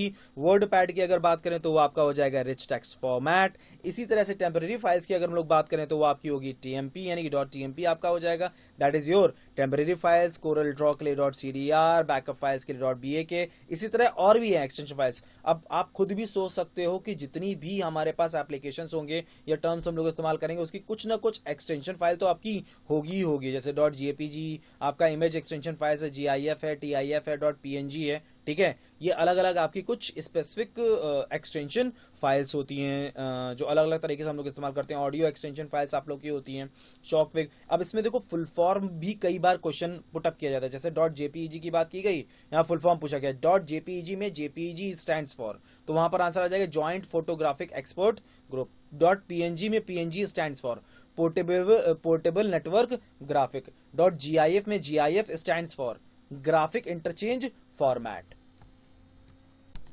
अब जैसे अगर हम लोग बात करें फ्रेंड्स, तो इसमें जो जेपीईजी होती है वो तो नॉर्मली हम लोग अपनी इमेजेस जो नॉर्मली हमारी होती हैं जेपीईजी में ही होती हैं। जैसे डॉट जीआईएफ थोड़ा सा इंटरेस्टिंग है, क्यों? क्योंकि आप डॉट जीआईएफ की अगर बात करो तो डॉट जीआईएफ जो मूवमेंट वाली फाइल्स नहीं होती जिसमें हम लोग अलग अलग तरह के एक्सप्रेशंस भेजते हैं दूसरे को मैसेजेस के थ्रू, तो वो जीआईएफ इमेजेस होती हैं, उस फॉर्मेट में हम लोग इसको भेजते हैं, तो वो जीआईएफ इमेजेस आपकी होती हैं, ठीक है। अच्छा, अब इसके बाद ऑडियो एक्सटेंशन फाइल्स की अगर बात करें, dot WMA videos Windows media audio file. इसी तरह से और भी हमारे सामने कई स्पेसिफिक चीजें। डॉट एमपीईजी की अगर बात की जाए, मोशन मतलब वीडियो एक्सटेंशन हैं, फिर वेब एक्सटेंशन फाइल्स हैं, इन सब की वेब एक्सटेंशन फाइल्स हो जाएंगी। अब ये आप लोग एक बार देखिएगा तो आपको और थोड़ी सी चीज क्लियर होती चली जाएगी। एक्सटेंशन फाइल्स आप लोग देखते जाइएगा। डॉट 3GP और रिलेटेड कोई भी क्वेरी हो तो मैं आप लोगों से पहले भी कह चुका हूँ, किसी तरह की कोई भी क्वेरी हो आप लोग टेलीग्राम ग्रुप पे मुझे पिंग करिए, पूछिए, मैं उसका आंसर जरूर दूंगा आप लोग को, ठीक है। चलिए फ्रेंड्स, नेक्स्ट जो आती है, अब जैसे मैंने बोला था ना कि कुछ ऐसे भी आप लोग को होंगे जिसमें कभी कभी क्वेश्चंस पुटअप होते हैं। अब जैसे डॉट जिप की अगर बात की जाए तो ये आपका क्या होता है, ये एक तरह से अगर बोला जाए तो किस तरह का सॉफ्टवेयर में हम लोग अगर बात करें, कंप्रेशन का जो हमारा कंप्रेस करने का जो सॉफ्टवेयर होता है, ठीक है। विन आरएआर की अगर बात की जाए तो डॉट आरएआर उसका होता है, मतलब एक्सटेंशन फाइल की अगर बात की जाए। डॉट टोरेंट, बिट टोरेंट तो खैर बहुत लोग नाम जानते ही होंगे। रिच टेक्स्ट फॉर्मेट, वहां पर केवल आपका लिखा हुआ था, आरटीएफ किस जगह यूज होता है वो हमने देखा था, ठीक है, वर्ड पैड में। ये इसकी फुल फॉर्म है, ठीक है। पीडीएफ के बारे में दे रखा है, एसएस के बारे में डॉट बीएमपी जो कि हमारा इस्तेमाल होता है पेंट के लिए, ठीक है। डॉट ईएक्सी एग्जीक्यूटेबल फाइल्स होती है। तो ये कुछ सर्टेन आप लोग के सामने एक्सटेंशन फाइल्स हैं जिसको आप लोग प्रॉपर वे में देख सकते हो। एक बार मैं फिर से रिपीट कर दे रहा हूँ 5 सेकेंड्स का पॉज करके, ताकि आप लोग देख सको इसको प्रॉपर वे में।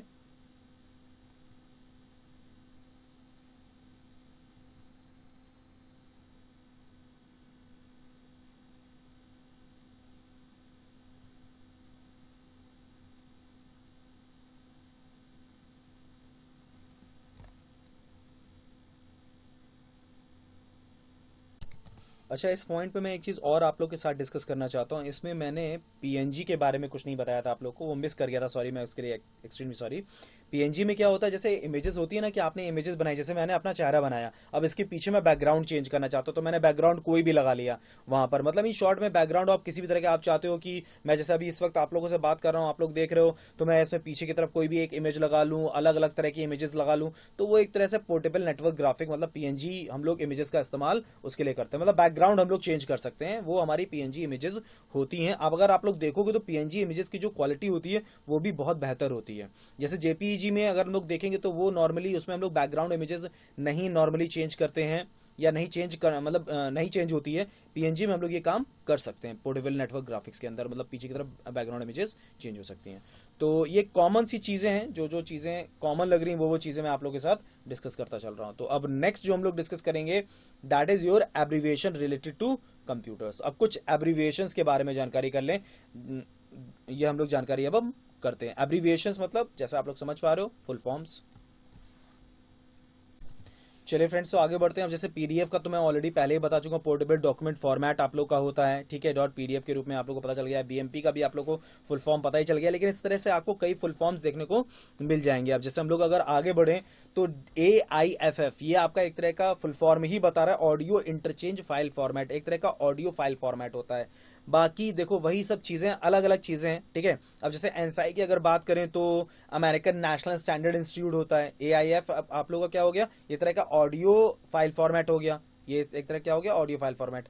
एनसाई के बारे में बता दूं, ये एक तरह का स्टैंडर्ड है, जैसे ISO एक स्टैंडर्ड है। It is a private non profit organisation, एक तरह की नॉन प्रॉफिट ऑर्गेनाइजेशन है। आप लोगों को मैं बता दूं, एनसाई में, एनसाई के थ्रू भी, मतलब एनसाई का जो स्टैंडर्ड है उसके थ्रू भी आपकी सी डेवलप की गई थी लैंग्वेज, ठीक है। मतलब उसके स्टैंडर्ड के थ्रू आज के टाइम पे हम लोग सी को मतलब सी लैंग्वेज को आगे लिखना, मतलब लिखते हैं उसके थ्रू, उसके स्टैंडर्ड्स रहते हैं, उसके थ्रू हम लोग सी लैंग्वेज लिखते हैं। सी लैंग्वेज मतलब जो हमारी लैंग्वेज है प्रोग्रामिंग लैंग्वेजेस में, ठीक है। इसके बारे में ज़्यादा जानकारी चाहिए तो हमारा प्रोग्रामिंग लैंग्वेज वाला जो सेक्शन है, प्रोग्रामिंग लैंग्वेज वाला जो वीडियो है उसको एक बार देखिएगा आप लोग, ठीक है। किसी लैंग्वेज क्या चीज़ होती है, it is a high level language, आपकी हाई लेवल लैंग्वेज होती है। एनसाई, उसको हम लोग बोलते क्या, एनसाई सी बोला जाता है। अगर किसी ने पढ़ा हो तो एनसाई सी के नाम से किताब भी आती है आपकी, ई बाला गुरुस्वामी की। चले खैर आगे बढ़ते हैं अब हम लोग नेक्स्ट। अब हम लोग आगे कंटिन्यू करते हैं एस्काई कोड, ठीक है। जहां पर हम लोग अगर बात करें तो American standard code for information interchange आता है। अच्छा अब देखो, मैं इसमें तुम लोग को एक चीज मैं क्लियर कर दूं, ये जो लिस्ट लिखी हुई है ना बहुत इंपॉर्टेंट, ये डेसिमल वाली जो लिस्ट है ना ये बहुत ही इंपॉर्टेंट है। आप लोग लिखते हो क्या, ए, कैपिटल ए लिखा, ठीक है। कंप्यूटर नहीं जानता उसका कैपिटल ए, इसका ए का एक एस्काई कोड होता है, American standard code for information interchange है, ठीक है। तो इसका एक एस्काई कोड होता है, आप ढूंढो जरा इसमें ए का एस्काई कोड क्या है, ये है ए का एस्काई कोड। तो ए की जो बाइनरी होती है वो कंप्यूटर समझता है, मतलब वो ये समझता है, ठीक है। और इसका डेसिमल वैल्यू अगर हम लोग देखेंगे तो डेसिमल वैल्यू क्या होती है, 65 is the decimal value of A, ठीक है। तो हर एक कीबोर्ड में जितनी कीज होती है उनका हर एक का आपका एस्काई कोड कुछ ना कुछ होता है। तो ये लगभग लगभग आप लोग के पर्टिकुलरली हम लोग इस्तेमाल करते हैं, अलग अलग सिंबल्स होते हैं, अलग अलग। अब स्मॉल लेटर और कैपिटल लेटर को भी काउंटेबल करता है ये, ठीक है। 0 to 1 जो नंबर्स होते हैं वो भी काउंटेबल होते हैं इसमें, और भी अलग अलग चीजें आपकी इसमें इस्तेमाल की जाती हैं एस्काई में। That is your character encoding scheme. अब इसका मतलब ये नहीं केवल एस्काई है, EBCDI भी है, BCD भी है, उसके फुल फॉर्म्स आप लोग को आगे मिलेंगे। चले फ्रेंड्स नेक्स्ट आगे कंटिन्यू करते हैं। अब आता है सीमॉस। सीमॉस एक तरह की बैटरी होती है, ठीक है। अगर आप लोग को नहीं जानकारी तो मैं आप लोग को बता दूं, कई बार एक प्रॉब्लम आप लोग अपने कंप्यूटर सिस्टम में फेस करते हो, क्या करते हो कि भाई आपने बार बार अपना कंप्यूटर सिस्टम में आप लोग डेट और टाइम चेंज कर रहे हो, लेकिन डेट और टाइम चेंज नहीं हो रहा। वहां पर क्या होता है, ये जो एक तरह की बैटरी होती है वो आपके कंप्यूटर सिस्टम में लगी होती है, ठीक है। अब वो लैपटॉप हो चाहे डेस्कटॉप हो, तो उसमें ये जो बैटरी होती है बस इसको आप निकाल दीजिए, ठीक है, और चेंज कर दीजिए, रिप्लेस कर दीजिए। वो कभी कभी वीक हो जाती है तो उस चक्कर में ये दिक्कत आती है, सीमॉस बैटरी, ठीक है। तो ये सीमॉस बैटरी आपकी कहलाती है, ठीक। तो चलिए फ्रेंड्स नेक्स्ट आगे कंटिन्यू करते हैं। तो फ्रेंड्स जैसे मैंने अभी आपको बताया, तो सीमॉस का बेसिक वर्क क्या होता है, यानी कि आप डेट और टाइम चेंज करते हो अपने कंप्यूटर सिस्टम में, लेकिन वो चेंज तो होता है, मतलब चेंज आप कर लेते हो, लेकिन अगर आप दोबारा मतलब अपना कंप्यूटर सिस्टम स्विच ऑफ करते हो या स्विच ऑफ करके स्विच ऑन करते हो तो फिर से वो वही गलत डेट और टाइम आपका दिखाने लगता है।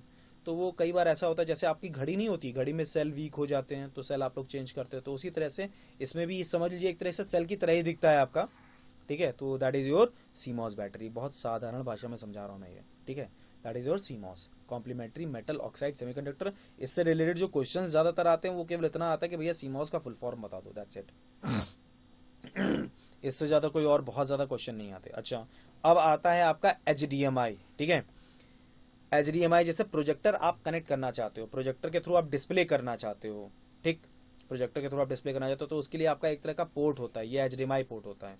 एक पोर्ट आप प्रोजेक्टर में लगा देते हो, एक पोर्ट आप अपने लैपटॉप में लगाते हो, और इसके थ्रू आप लोग कनेक्ट करके विजुअली देख सकते हो प्रोजेक्टर के थ्रू अपना कोई भी जो भी चीज आप चाहो। जैसे कि ये जो चल रहा है, ये जो मेरे सामने आपके सामने व्यू हो रहा है, इस व्यू को भी मैं देख सकता हूँ प्रोजेक्टर पे। कैसे, HDMI पोर्ट मेरे में है, उस HDMI पोर्ट से मैं एक केबल अपने HDMI मतलब ये जो पोर्ट का हमारा केबल होगा इसको मैं अपने एक पोर्ट जाएगा आपके कंप्यूटर सिस्टम में, ये इस तरह के एक पोर्ट होता है उसमें चला जाएगा, और एक आपका चला जाएगा किसमें, प्रोजेक्टर में चला जाएगा, और प्रोजेक्टर में जैसे जाएगा फिर वो व्यू आपका करने लगेगा। ऑब्वियस सी बात है, ड्राइवर आइवर तो चाहिए ही उसके लिए अलग से, ठीक है।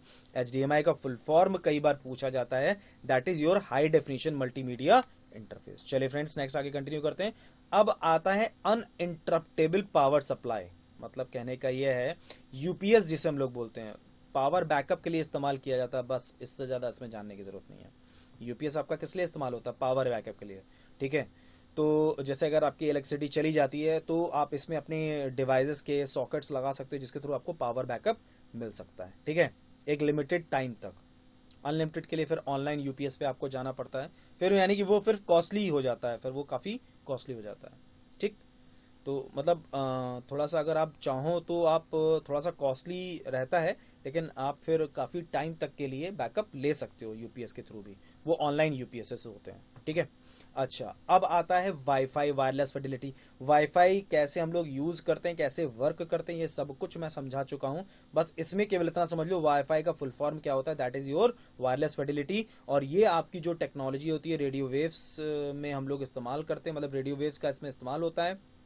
जैसा लिखा हुआ है, WiFi is the name of popular wireless networking technology that uses radio waves to provide wireless high speed internet and network connection. Radio waves के थ्रू हम लोग इसका इस्तेमाल करते हैं, that is your WiFi. WiFi का फुल फॉर्म यहां पर इंपॉर्टेंट है, that is your wireless fidelity. ठीक है, चलिए फ्रेंड्स नेक्स्ट आगे कंटिन्यू करते हैं। ये तो हो गया अब हम लोग का, अब ये एब्रीविएशंस हैं। मैं एक काम करता हूं, मैं अपने आप को पहले तो हटा लेता हूं स्क्रीन से, ताकि आप लोग को विजुअल हो सके, प्रॉपर वे में विजिबल हो सके। ठीक है,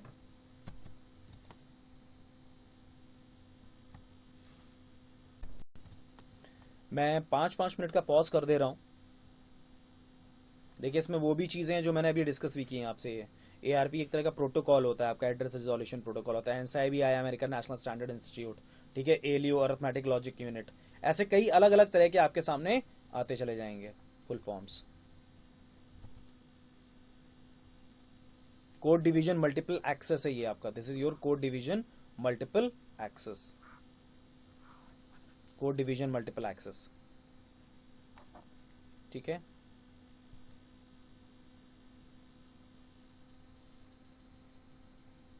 देखिए जैसे DDR1 DDR2, इसके बारे में मैंने आप लोगों से बात की थी। DDR1 DDR2 ये आपके क्या है, रैम के, डायनेमिक रैम के एक तरह से एग्जाम्पल कह सकते हैं, डायनेमिक रैम के एग्जाम्पल्स हैं, these all are. DBMS database management system होता है। अब इसके बारे में हम लोग आगे डिस्कशन करेंगे, DBMS के बारे में। DBMS ही अभी हम लोग अब डिस्कस करेंगे आगे, जो नेक्स्ट चैप्टर आप लोग का, मतलब आगे के टाइम पे हम लोग उसको डिस्कस करेंगे। ठीक है, CPU सेंट्रल प्रोसेसिंग यूनिट, यानी कि जो जो इंपॉर्टेंट चीजें वो चीजें मैंने यहाँ पे कवर करने की कोशिश की है, बहुत ज्यादा हाईफाई नहीं डिस्कस किया है इसमें। चलिए आगे बढ़ते हैं। DIMM, DLL, DMA, direct memory access, DNS, जिसके बारे में मैं ऑलरेडी बता चुका हूँ। DOS, disk operating system. DPI, dots per inches, जो कि आपकी प्रिंटर का रिजोल्यूशन होता है, मतलब यानी क्वालिटी जिसे हम लोग चेक करते हैं प्रिंटर की, वो आपकी DPI होती है, डॉट्स पर इंचेस। ठीक है, DSL, डिजिटल सब्सक्राइबर लाइन, जो हम लोग इस्तेमाल करते हैं इंटरनेट में। ठीक है, इसी तरह से DVD versatile, digital versatile disc. उसके अलावा DVD-R, recordable DVD RW, CD-R, both are the same things, मतलब अंतर उनके मतलब DVD और CD में कॉन्सेप्ट सेम है। DVR, EDI, electronic data interchange, FDDI, fibre distributed data interface, GBPS, gigabits per second, FTP तरह का प्रोटोकॉल है आपका। फ्रंट साइड बस। देखो कुछ टर्म्स ऐसे भी कई बार पुटअप किए जाते हैं जो एग्जामिनेशन में सीधे क्वेश्चंस होते हैं। ठीक है, तो ये जरूरी नहीं है कि हर बार कुछ समझाया जाए, जैसे गीगो आपको समझाने का कोई मतलब नहीं है। ठीक है, गार्बेज इन गार्बेज आउट। अब जैसे जीपीएस आप लोग जानते हो, ग्लोबल पोजिशनिंग सिस्टम, जीपीएस के बारे में हर कोई जानता है। ठीक है, जो हम लोग लोकेशन जिससे हम लोग ट्रेस कर पाते हैं। GUI, graphical user interface. HDD, hard disk drive. HDMI, high definition multimedia interfaces आपकी होती हैं। चलो भाई नेक्स्ट आगे कंटिन्यू करते हैं। अब आपका आता है HTML, hyper text markup language, HTTP, hyper text transfer protocol, HTTPS, जिसमें सिक्योर और लग जाता है। CMP होता है, इंटरनेट कंट्रोल मैसेज प्रोटोकॉल होता है। IMAP होता है, इंटरनेट मैसेज एक्सेस प्रोटोकॉल होता है। IP होता है, इंटरनेट प्रोटोकॉल। IRC होता है, internet relay chat. ISDN, integrated services digital network होता है। ISO होता है, इंटरनेशनल स्टैंडर्ड ऑर्गेनाइजेशन। ISP होता है, internet service provider. And JPEG is called joint photographic expert group. ये हम लोग ऑलरेडी पहले भी देख चुके हैं, अब्रीविएशंस में पहले भी हम लोग ये देख चुके हैं। तो चलो भाई नेक्स्ट आगे कंटिन्यू करते हैं। IP तो खैर आप लोग को मालूम ही है। ठीक है, इसके अलावा ICMP, internet control message protocols आपके होते हैं, प्रोटोकॉल्स हैं ये। अब ये तो वही चीज़ है कि इसके बारे में फिर डिस्कशन ही है। और कुछ JRE, जावा रन टाइम एनवायरनमेंट। ठीक है, JRE एक तरह की मशीन होती है। ठीक, और उसके अलावा मैक एड्रेस की बात करें, मीडिया एक्सेस कंट्रोल, MIDI, ये कई बार क्वेश्चन पुटअप किया गया है, इससे रिलेटेड फुल फॉर्म कई बार पुटअप किया गया MIDI। ठीक है, MBPS तो आप लोग समझ ही रहोगे, मेगाबिट्स पर सेकेंड। ठीक है, KBPS, MBPS जो हम लोग इस्तेमाल करते हैं बैंडविड्थ की स्पीड को चेक करने के लिए, बैंडविड्थ की स्पीड की यूनिट की अगर बात करें। ठीक है, MP3 की अगर बात की जाए, MPEG की अगर बात की जाए, moving picture export group, experts group, LED light emitting diode, LCD liquid crystal display, ठीक है, लैन लोकल एरिया नेटवर्क, कॉमन चीजें हैं, kilobits per second, JSP Java server pages. इसी तरह से नेट बायोस है, network basic input output system. कई बार questions put up होते हैं, एनआईसी तो मैं पूरा पूरा प्रॉपर वे में समझाया है आप लोग को, एक बार देखिएगा। पीडीएफ तो फुल फॉर्म है ही, पीएनजी भी ऑलरेडी फुल फॉर्म पता ही है। ये वैसे पूछा नहीं जाएगा, redundant array of independent disks, लेकिन तो भी जानकारी रखना इंपॉर्टेंट है, रख लीजिए, चीज़ सही है। RAM, random access memory, RFID, radio frequency identification, ये आपका इस्तेमाल किया जाता है, ठीक है। कुछ कुछ चीज़ें जो जो इम्पोर्टेंट है, पॉज हम लोग करते जाए। रीड ओनली मेमोरी, आरपीसी, ठीक है, एसएनएमपी होता है, यूडीपी होता है, यूपीएस होता है, अनइंटरप्टेबल पावर सप्लाई, ये हम लोग ने अभी डिस्कस किया था। यूआरएल इंपॉर्टेंट है इस जगह पे, यूपीएस भी इंपॉर्टेंट है, यूडीपी भी इंपॉर्टेंट है, यूजर डेटाग्राम प्रोटोकॉल, एक तरह का प्रोटोकॉल होता है। फुल फॉर्म के लिए ये सब बातें कर रहा हूँ मैं। टीएफटी की बात करूँ, थिन फिल्म ट्रांजिस्टर, ये भी इंपॉर्टेंट है। एसएसएल ये भी है। एसक्यूएल तो बहुत इंपॉर्टेंट है, इससे रिलेटेड तो कई बार क्वेरीज पूछी गई है। एसक्यूएल का फुल फॉर्म क्या होता है? Structured query language. इसके अलावा सब प्रोटोकॉल्स ही हैं नॉर्मली यहाँ पर। अच्छा, इसके बाद नेक्स्ट यूएसबी मैंने आप लोगों को बताया, एक तरह का पोर्ट होता है आप लोग का, ठीक है। इसी तरह से वीडीयू, विजुअल डिस्प्ले यूनिट, जो कि हमारी मेमोरी मॉनिटर होता है। एक्सएमएल, जो कि हमारा एक तरह का एक्सटेंसिबल मार्कअप लैंग्वेज होता है। वर्ल्ड वाइड वेब, वाईफाई का फुल फॉर्म ऐसा हम लोग देख चुके हैं। वैन का फुल फॉर्म भी देख चुके हैं। W3C, जो कि WWW की अगर बात करें तो इसी कंसोर्टियम के स्टैंडर्ड पे वर्क करता है। WWW यानी कि वर्ल्ड वाइड वेब, ठीक फ्रेंड्स। तो ये जितनी भी चीज़ें हैं मैंने आपके सामने रखी हैं, ये जितने भी एब्रीविएशंस जो हम लोग डिस्कशन कर रहे थे, इनमें से किसी से भी रिलेटेड क्वेरीज की जा सकती हैं। तो ये थोड़ा सा देख के जाइएगा जब भी कोई भी एग्जाम देने जाइए, ठीक है। जब वो चाहे स्टेट लेवल पे देने जाइए, बैंक लेवल पे देने जाइए, एसएससी भी जाइए, तो बिल्कुल ये सब चीज़ें तो देख के ही चले जाइए, एब्रीविएशंस तो देख के चले ही जाइए, क्योंकि एसएससी में एब्रीविएशन से रिलेटेड सबसे ज़्यादा क्वेश्चंस होते हैं। जैसे एक एब्रीविएशन आया था अब की बार, CLI का फुल फॉर्म क्या होता है? तो उसका फुल फॉर्म होता है command line interface. Command line interface, ये मैं ऑलरेडी बता चुका हूं आप लोग को, जब मैंने CUI बताया था उसी में बताया था, कमांड लाइन इंटरफेस, ठीक है। चलिए फ्रेंड्स, अब हम लोग नेक्स्ट आगे कंटिन्यू करेंगे। मोस्ट प्रोबेबली अब हम लोग लगभग कवर कर चुके हैं इस चैप्टर से रिलेटेड। तो अब हम लोग का नेक्स्ट जो सेशन होगा, मतलब नेक्स्ट जो हम लोग बात करेंगे, वो हम लोग बात करेंगे अब किसके बारे में? ऑब्वियस सी बात है, MCQ के बारे में बात करेंगे। नेक्स्ट अब हम लोग बात करते हैं MCQ के बारे में, बढ़ते हैं भाई। तो चलिए फ्रेंड्स, अब हम लोग नेक्स्ट MCQ के बारे में बात करना स्टार्ट करते हैं।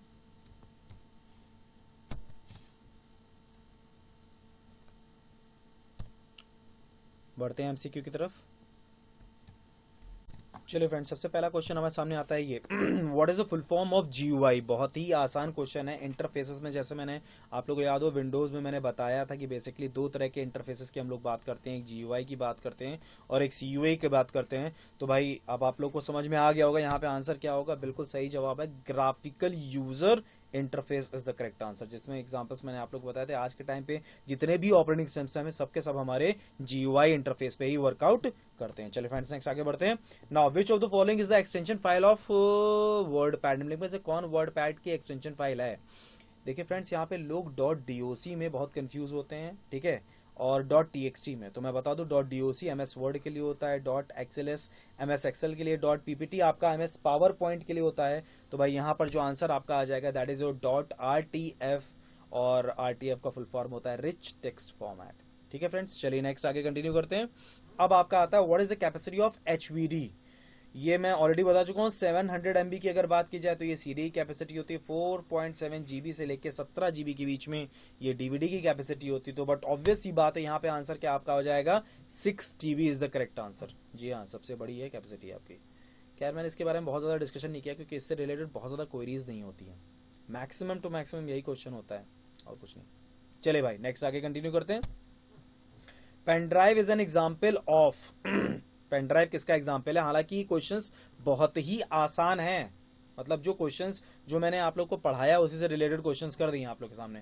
तो पेन ड्राइव डैश का एक उदाहरण है, पेन ड्राइव किसका उदाहरण है भाई? जरा देखा जाए, it is an example of flash memory. तो तो हम सभी लोग जानते हैं बहुत आसान सा क्वेश्चन है। मैग्नेटिक डिस्क में HDD हार्ड डिस्क ड्राइव और फ्लॉपी डिस्क आता है आप लोग का, ठीक है। इसके साथ साथ मैग्नेटिक टेप की बात करें टेप ड्राइव आता है, ऑप्टिकल डिस्क की बात करें CD DVD और BRD आता है आप लोग का, ठीक है। और फ्लैश मेमोरी में pen drive and memory card, correct answer. चलिए नेक्स्ट आगे बढ़ते हैं, और ये अब आपका लास्ट क्वेश्चन है। अच्छा एक चीज और, PHP एक तरह की स्क्रिप्टिंग लैंग्वेज होती है आपकी, ठीक है। हम लोग देखते हैं इसको, कुछ लोग हो सकता है यूज भी करते हो PHP, इसकी कई खासियतें होती हैं, लेकिन खैर इसमें यहाँ पे फुल फॉर्म पूछा गया तो फुल फॉर्म क्या होगा। यहाँ पर फुल फॉर्म की अगर बात की जाए तो यहाँ पे फुल फॉर्म आपका जो इसमें देखने में लग रहा है वो सबसे पहला वाला लग रहा है, यानी कि hyper text pre processor is the correct answer. तो फ्रेंड्स ये मैंने कुछ चीजें आप लोग को बताई, और अब हम लोग नेक्स्ट आगे आने वाले समय में और आगे कंटिन्यू करके डिस्कशन करना स्टार्ट करेंगे और बातचीत करना स्टार्ट रखेंगे। तो अब क्या हम लोग को डिस्कस करना है, कैसे डिस्कस करना है, वो तो खैर हम लोग आगे अब कंटिन्यू रखेंगे। मेमोरी और एक्सटेंशन फाइल्स और एब्रीविएशंस आप लोग का कंप्लीट होता है इस वीडियो सेशन में। तो फ्रेंड्स आज के लिए बस इतना ही रखते हैं, और बाकी कोई भी क्वेरी हो आप लोग के लिए खोला है दरवाजा भाई।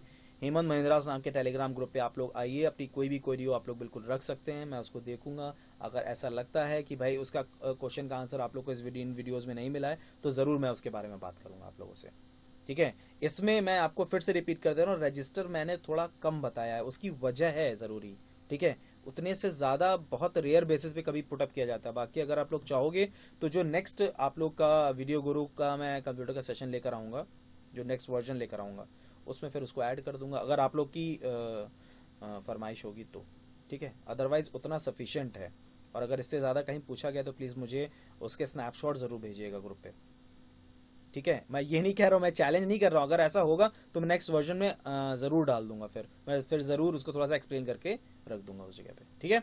चलिए फ्रेंड्स आज के लिए बस इतना ही। Thank you and all the best to all of you, and जय हिंद।